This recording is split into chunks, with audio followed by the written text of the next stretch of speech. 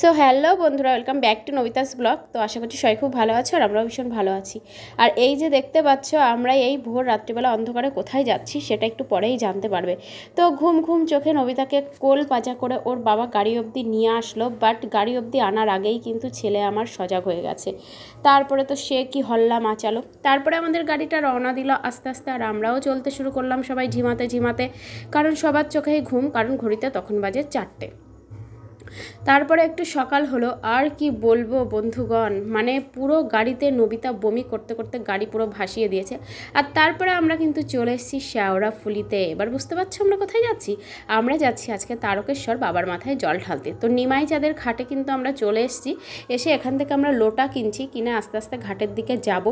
আর ভাইরে ভাই, এত সকালে মানে গঙ্গাতে স্নান এই মনে হয় এই জীবনে প্রথমবার করেছি, সেই 6টা বাজে তখন। আর এই যে ভোলে ভোমের এই মাথার পতাকা কিনে দেওয়া হয়েছে নবিতাকে আর আরশিকে। আরশি তো পড়লই না, নবিতা পড়লো। পড়ে তারপরে হেলে দুলে আমরা চলতে লাগলাম গঙ্গার ঘাটের দিকে। আর এই যে ঘাটের দিকে চলে এসেছি, আর এইগুলো সব ফাঁকা, কারণ চৈত্র মাসে আর শ্রাবণ মাসে এখানে প্রচুর মেলা বসে। আর এখানে এসে দেখতে পেলাম এই কিউটি পাইকে, ওর মা ওকে স্নান করিয়ে দিয়েছে, আর ও কি সুন্দর দাঁড়িয়ে আছে, ভীষণ থরথর করে কাঁপছিল। তারপরে আমরা আস্তে আস্তে এবার জলের দিকে নামবো, কারণ বেলা হয়ে যাচ্ছে, আবার অনেকটা যেতে হবে, তাই জন্যে। সঙ্গে রয়েছে কুচে কাচা, বুঝতেই পারছো। আর বমি করতে করতে তো পুরো গাড়ি ভাসিয়ে দিচ্ছে, আমাদেরকেও ভাসিয়ে দিচ্ছে, জানি না এরপরে কি হবে। তো তারপরে আস্তে আস্তে লোটা নিয়ে নেমে গেলাম জলের মধ্যে, আর আমিই প্রথম নেমেছিলাম। তারপরে বান্ধবীকে বললাম, চল বান্ধবী, দুজনা মিলে স্নান করে নিই। আর তারপরে প্রথমে একটু মাথায় জলের ছিটে দিয়ে বললাম, আমার হয়ে গেছে স্নান, চল। ও তো আমাকে জোরজবস্তি করে ডুব দিয়ে আলো। তারপরে 3 ডুব মারলাম ভোলে বাবার নামে। আর তারপরে কিন্তু লোটা ভর্তি করে জল এনে ঢেলে দিলাম ভোলে বাবার মাথায়।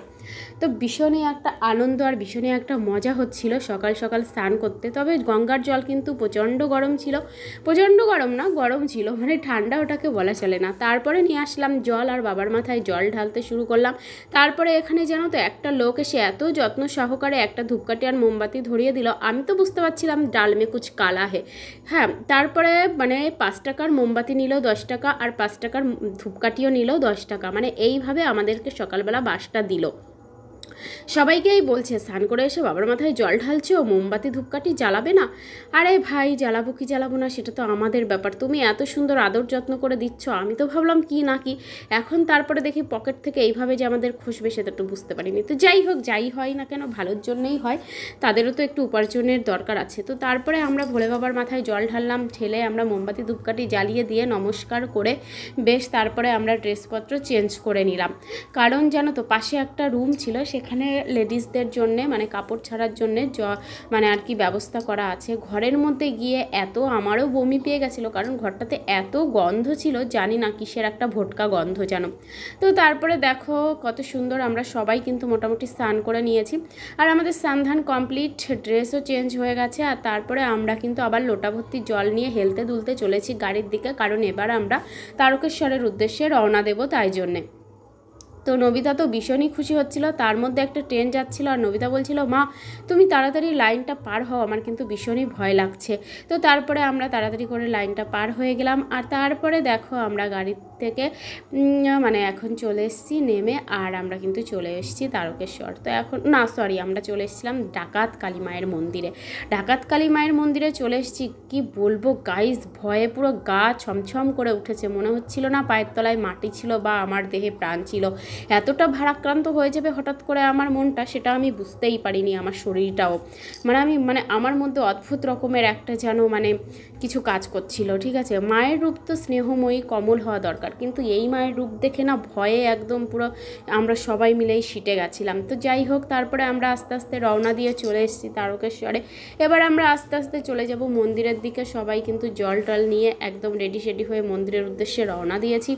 আর এইখানে এসেও সেই পাণ্ডাদের মানে চতুরের মধ্যে পড়েছিলাম, কিন্তু আমি আগেই কাকাকে সতর্ক করে দিয়েছিলাম, কারণ যেহেতু নবিতাকে নিয়ে অনেক বছর আগে একবার এসেছিলাম, 3.5 বছর আগে, তো সেই জন্যে কিন্তু ব্যাপারটা জানি। ঠিক আছে, মানে 2 টাকার জিনিসকে তোমার 50 টাকা বানিয়ে দেবে, এরা হচ্ছে এরকমভাবে লোটে। তো তারপরে যেহেতু নবিতাই একমাত্র গঙ্গা স্নান করেছিল না, তাই ওকে দুধ পুকুরে আমরা স্নান করিয়ে দিলাম। তারপরে ছেলে স্নান করার ভঙ্গি দেখলে তো মাথাটা গরমই হয়ে যাবে, মাথা গরম না, মানে হাসি পাচ্ছিল ওর স্নান করা দেখে।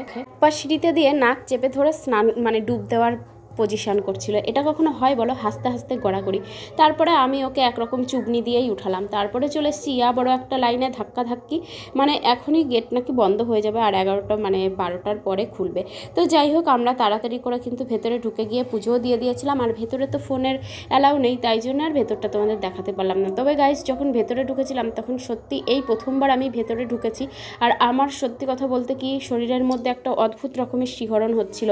মানে জানি না কেন এরকমটা হচ্ছিল, অটোমেটিক্যালি আমার চোখ দিয়ে জল চলে এসেছিলো, আমার সারা শরীর কিন্তু কাঁপতে শুরু করেছিল।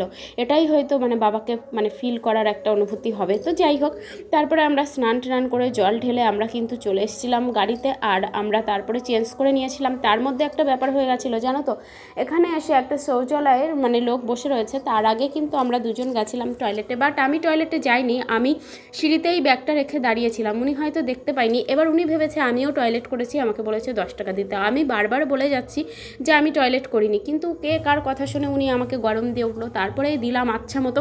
মানে আজকাল এটা আমার সঙ্গে হচ্ছে প্রচুর পরিমাণে, কেন হচ্ছে জানি না, যেখানেই যাচ্ছি প্রচুর ঝগড়াঝাটি হয়ে যাচ্ছে। আমি বুঝতে পারছি না কেন এগুলো হচ্ছে আমার সঙ্গে। তো তাই হোক, তারপরে আমরা এই যে কিছু চাল ডাল এনেছিলাম আর একটা করে মানে 1 টাকার কয়েন আমি সবাইকে কিছুটা পরিমাণ করে দিলাম, যাতে সবাইকে দেওয়া যায়। তাই জন্য আমি আর নবিতা কিন্তু দুজনা মিলে, এটা কিন্তু আমার কাছে ভীষণই ভালো লাগলো। যখন নবিতাকে আগেরবার নিয়ে এসেছিলাম তখনও আমরা করেছিলাম, বেশ ভালোই লাগে। কিন্তু এখানেও যেন তো চতুরতা আছে, একজনা 3-4খানা বাটি নিয়ে বসেছে আর বলবে অন্য লোকের। এটা কখনো হতে পারে বলো তো? আরে সবাইকে মানে আমার ঠাকুমা একটা কথা বলতো, দিও কিঞ্চিত করোনা বঞ্চিত, মানে অল্প পরিমাণ দিলেও যেন সবাই পায়, সবার মধ্যে যেন ভাগ করে দিতে পারো। কিন্তু এটা আবার কি বলো তো, একজন পাবে একজন পাবে না, এটা তো ভালো দেখায় না। তো যাই হোক, এটা যার মানসিকতা। তারপরে আমরা চলে আসলাম তিলক কাটতে। আর তিলক কাটতে পাশে একজন নিচ্ছিল 5 টাকা করে, ইনি আবার 10 টাকা করে নিল। ইনার সঙ্গেও একটুখানি তর্ক বিতর্ক হয়ে গেল। যাই হোক, কিছু করার নেই। তারপরে আমরা সবাই মিলে তিলক কেটে নিয়ে প্রচুর পরিমাণে সেলফি তুলে নিলাম। আর তারপরে কিন্তু একটুখানি মার্কেটিং করে নিলাম, একটু এটা ওটা কিনলাম। আর আমার ছেলে তো ভীষণই ঠাকুর ভক্ত, ও গোটা কয়েক ঠাকুরের মূর্তি কিনে নিল আর 2খানা ছবি কিনে নিল, আর একটু বাড়ির জন্য প্রসাদ নিয়ে নিলাম। তারপরে আমরা চলে আসলাম গাড়িতে, আর গাড়ি কিন্তু ছাড়তে শুরু করলো। আর গাড়িতে ওঠার আগে নবিতা খুব বায়না করছিল একটা ডাব খাবে, তাই জন্য ওকে একটা ডাব কিনে দিলাম। মা গো মা, সেই ডাব খেয়ে তো হুড় করে বমি করে পুরো গাড়িটাই ভাসিয়ে দিল। তারপরে আমাকেই আবার সেই গাড়ি সাফ করতে হলো।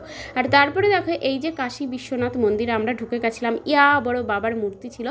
তো আমি আর নবিতাই গেছিলাম, এরা আর কেউ যায়নি, কারণ প্রচণ্ড রোদ্দুর ছিল। আর আমার ছেলে তো নাছোড়বান্দা, ও তো যাবেই, ওর সব কিছুই এক্সপেরিমেন্ট করে দেখা যায়।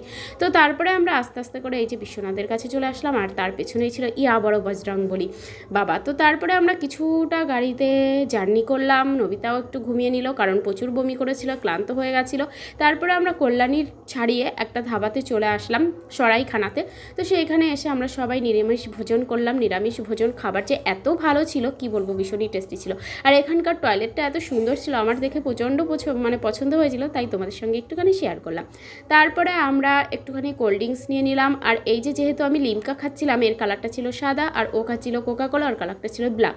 তাই জন্য বলছিলাম যে চিয়ার্স করো আর বলো আমরা বাংলা খাচ্ছি আর ইংলিশ খাচ্ছি, সেই নিয়ে একটু হাসাহাসি হচ্ছিল। আর পাশে গান চলছিল, ওই জন্য আমি মিউট করে দিয়েছিলাম অরিজিনাল ভয়েসটাকে। তো যাই হোক না কেন, আমাদের আনন্দে কিন্তু কেটেছে দিনটা। তারপরে বাড়িতে এসেছি, আর তোমাদেরকে দেখাবো না এটা কি হতে পারে? দেখো তো কত কিছু কিনে নিয়ে এসছে আমার সোনা। আর এই কিউট পুতুলটাকে না ভীষণই সুন্দর লাগছিল দেখতে। আর এইখানে দেখো কত সুন্দর সুন্দর দুটো পুতুল হচ্ছে ছবি আমরা কিনেছি। আর এই হচ্ছে আজকে ছিল আমাদের ভিডিও। তো তোমরা সবাই ভালো থেকো, জয় বাবা ভোলানাথের জয়, টাটা, দেখা হবে নেক্সট ভিডিও।